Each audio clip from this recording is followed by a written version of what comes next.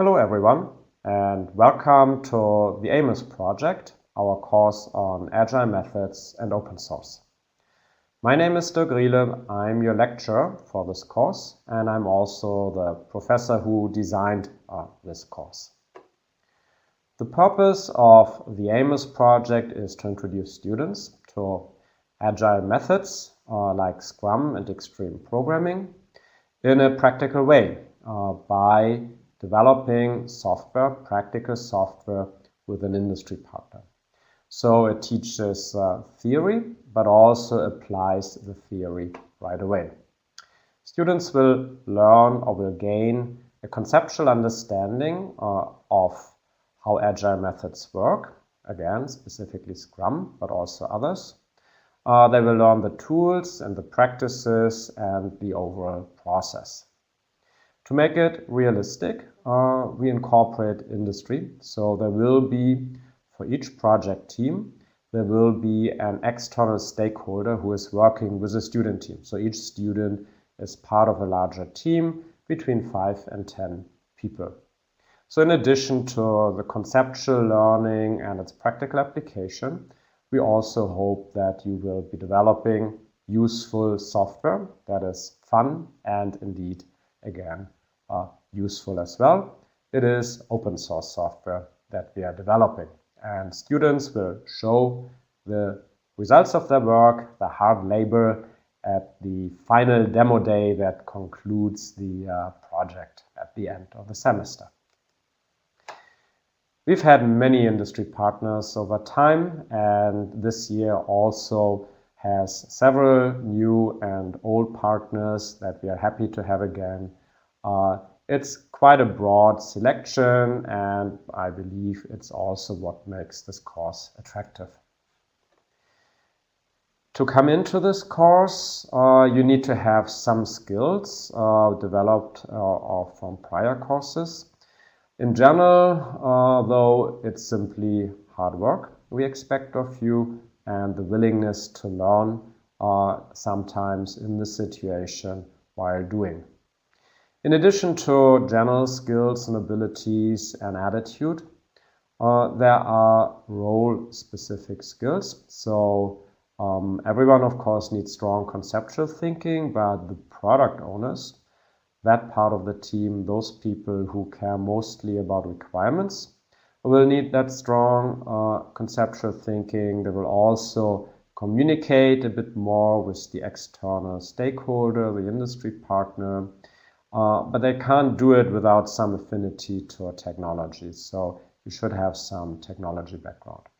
Software developers obviously should be technical, as a main part of what they're doing is architecture, design, and implementation of the software.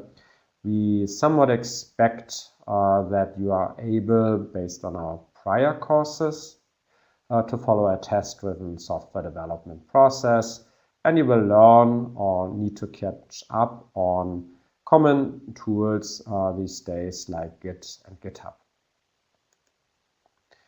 AMOS is an advanced course for us. It's part of our overall software engineering curriculum.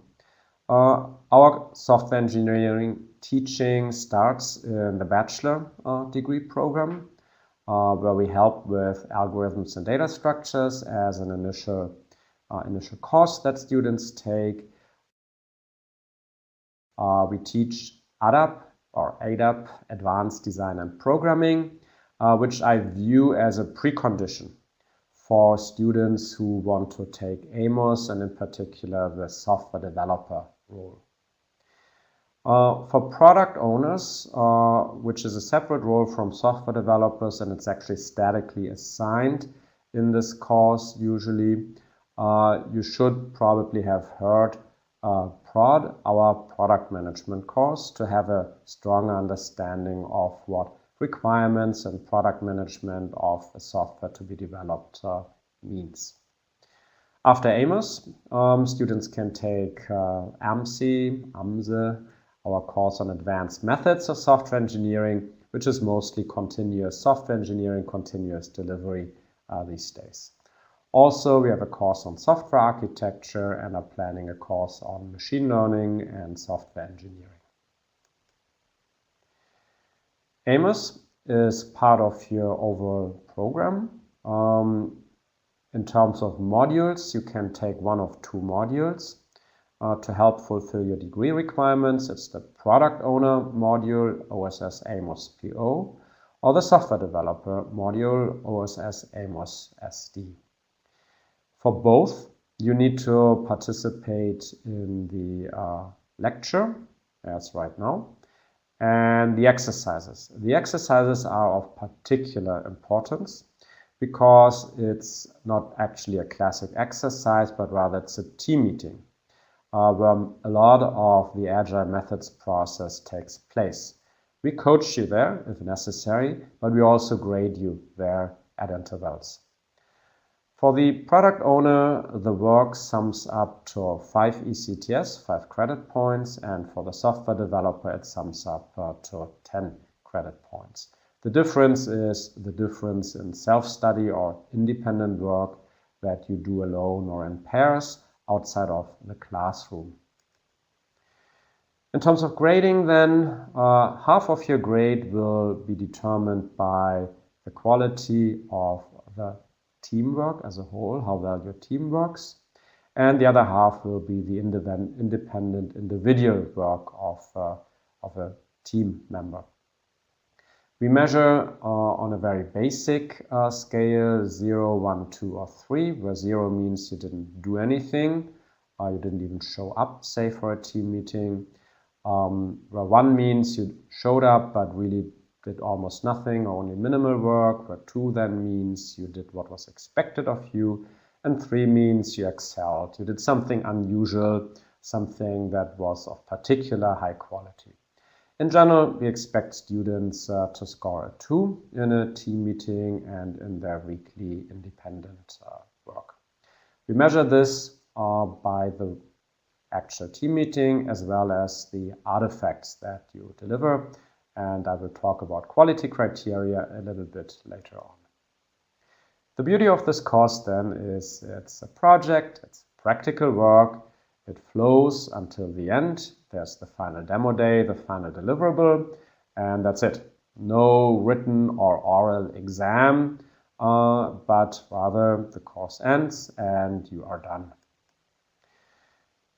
As you can see, I'm speaking in English. We have quite an international student base usually. If you want to ask a question, please do so. I like it interactively. Feel free to use German or English. I will probably answer in English because many of the students are not quite as fluent in German as we wished.